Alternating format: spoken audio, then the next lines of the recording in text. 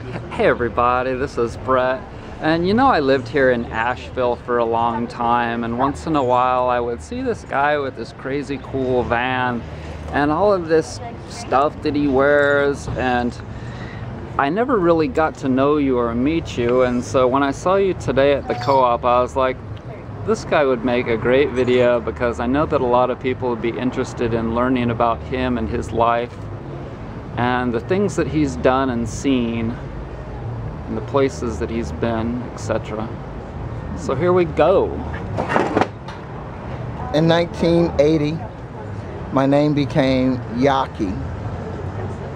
It was a very hard name to receive because I saw it written in red letters in a vision. But it was enough to get me to start the path that I'm on today. The voice not only wrote this name in front of me saying Y-A-H-E, but it said I would learn to be a disciple of the Christ. And in 1980, I left my job and began hitchhiking across the country to the What did you do? I was a hospital technician, so I worked in child psych, adult psych, recovery room, medical surgical floor, emergency room, but my favorite was child psych and adult psych. Cool, cool. And I started that probably in the mid-70s, shortly after I got out of high school in 1973. Okay. And so, what specifically got this change, brought about this change that you encountered, that you changed your name? Oh, this is, like I said, it's really crazy. And lifestyle.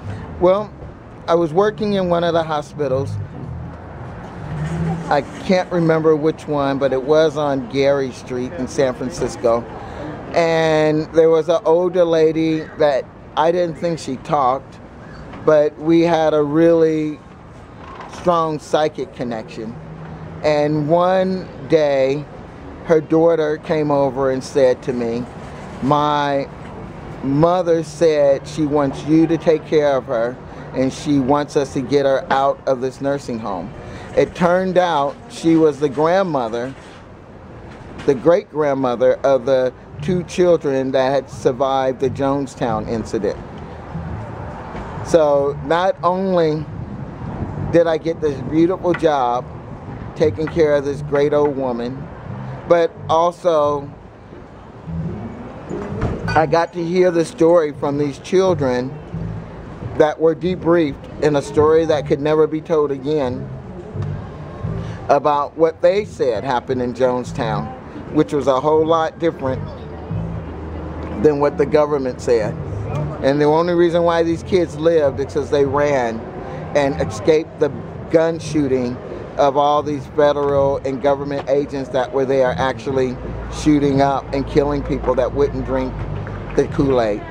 So that's how I And what about the name part? What's your name?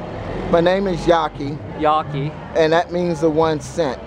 And during the time while I was working with this woman in her home, miracles began to happen in her life, as far as her limbs working, her ability to communicate. So they would tease me a little bit and said I need to go walk on the water like Jesus, but I just took it as bad jokes. But while in this house, I started having visions. One of the visions that I had before the name came was half human, half fish being trying to talk to me. And since I wasn't used to talking to spirits and stuff, I just kind of covered my head with my blankets, turned up my boombox, and that was over. But days later, I started having visions while I wasn't asleep. And one of the visions said I had to give up my job and learn to be a disciple of the Christ, and my name would be Y-A-H-E. And in our learning in America, it looks like Yahe. But the 7th year I was on the journey, I met an Aramaic scholar somewhere between Georgia and the Carolinas. I forget where I was actually driving, but I was driving south. He was broken down on the highway. I stopped to help him get his car fixed, and it took 2 days, because that night we got the parts. The next day we put the parts on his vehicle. That night we're sitting at McDonald's, and he said, "Let me show you what your name means." And he gave me the mathematical equation that goes with the Y-A-H-E with an accent over it. But he said something really strange that only the Creator, our spirits, could have knew.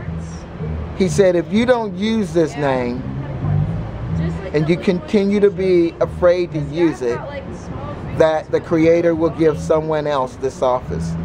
And I had a problem for years. Every time I tell people, yeah, my name's Yaki, they go, is that your birth name?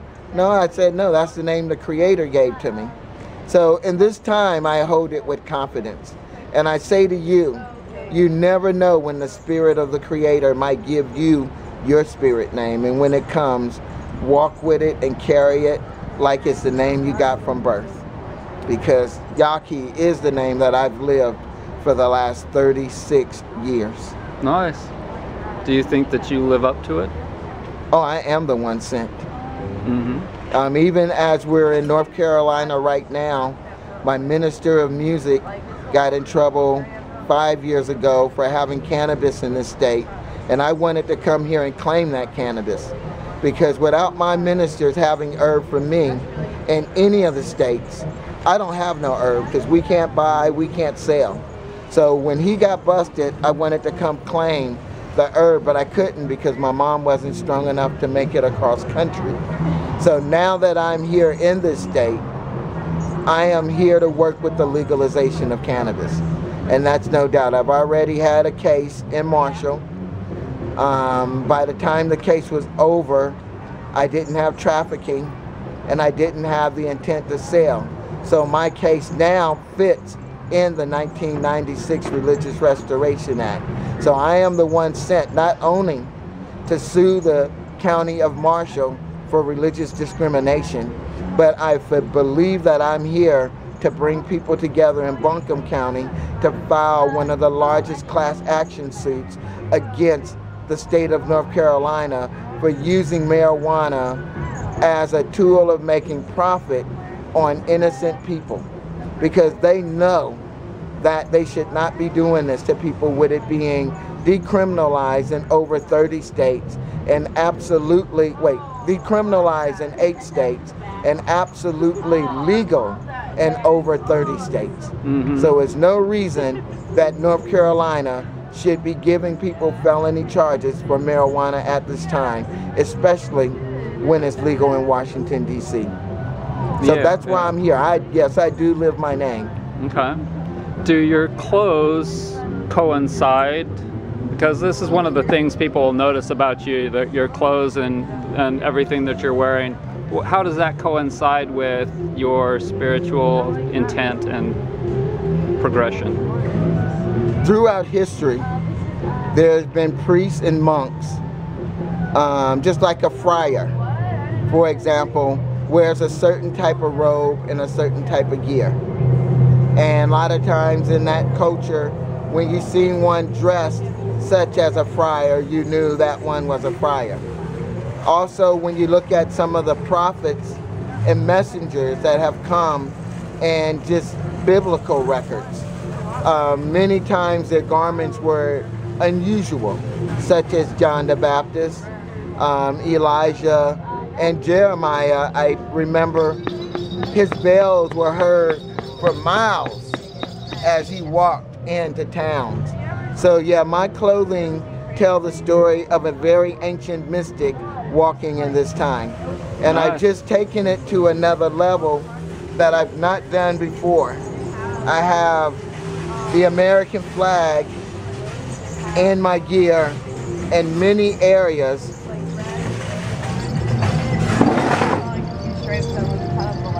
From my ankles up to my arms, Yeah. or to my neck. And right now I'm interceding or you know that's going to say they're carrying the American people in prayer. And every time these flags get ripped or torn, this is the American government collapsing before our eyes. If I sew this back in, this represents the American people that I'm carrying. Cool. But if I let it go, this is about the American government crumbling in this unjust judicial system. So I am the one sent not only to prepare people as a navigator to enter into the next world, but I'm here to help carry the American people up in consciousness where they're not ready to go themselves. Okay. Well, you know, it takes time to heal, and everyone comes around in their own time. I will be back once we help what they call the first fruit in the Christian Bible. Once we help elevate them to the next earth or into the next dimension, because I can't break it down how it's going to happen until it actually gets here. So I don't get into saying this is exactly the way it's going to be, but I know we're here to get a remnant, and we're here to lift that remnant up into another dimension of earth or into a new earth. And once that's done, those who are slow, those who are going to make it in their own time to come above hate, separatism, and greed and selfishness will come back in a few years to help them get through the worst times we know this earth could ever see. How do you get by financially, man? Do you sell things, right? Not really. You make I art? have a young lady here today set up with me, and I know she's made a lot more money than I have today. But I did get one sale, I did get one sale today, so I do have 25 bucks in my pocket. But the way I make it is there's a lot of people that care about me in the community. So if I have a terrible day making money and I can't afford to get a taxi to get my stuff to my bus, there's people that's gonna pick me up and take me to my bus. There's somebody that's gonna help buy me a meal at least 3 times or 2 times a week. Standard pizza, at times all I have to do is call and see who's working and say, I haven't eaten since yesterday, is there any food available? And they're gonna help feed me. So the way I really make it is the community that loves me here in Asheville. It's a good place, isn't it? Yes, it is. But I wish there was a greater number of people willing to share their wealth, because then it wouldn't be 3 and 4 days that I'm eating and feasting like a camel, because I know there's going to be many days when I'm not going to be able to eat. Yeah. So I wish it was more sharing of the wealth in this community. Is there a place, you have a P.O. box or something that my viewers can send you a donation of sorts? I do. 216 Short, Michigan. Yaki, Y-A-H-E, Boda, B-O-D-A. And the family there handles my mail, and they get it to me pretty quick. Okay, so that's Asheville, North Carolina, zip code? 28806. 216 Short, Michigan. Asheville, North Carolina, 28806. Yeah, that's West Asheville. Cool. All right, well, Yaki, I want to thank you so much, brother. Thank you so much. Can I share a little bit more of the story? Sure. Just before we get out of here. I used to hitchhike from Panama to Alaska, Nova Scotia to Vancouver. And what I noticed in my travels, there's something about the Irish that is really, really special. And I just want to kick that in. A lot of the jewels that I wear in the early years came from Irish families. The tartan that I wear, which makes my kilt, comes from the House of Stewart. So I want to say to the Irish families that have given me blankets that are 300 years old, to fabrics that have kept me warm, thank you for your support, and please continue to rally around this young prince. Thank you. Yeah, and I should mention that I have a very good friend, Brian, in Boston, that is half black, half Irish. And he's a really good dude. He's a hairdresser. And yeah, he has some land in Montserrat. And me and Brian, you never know, someday we may just go down there and expat it and get the hell away from here. All right. How's that, everybody? That was a cool one, huh? Thanks for joining me.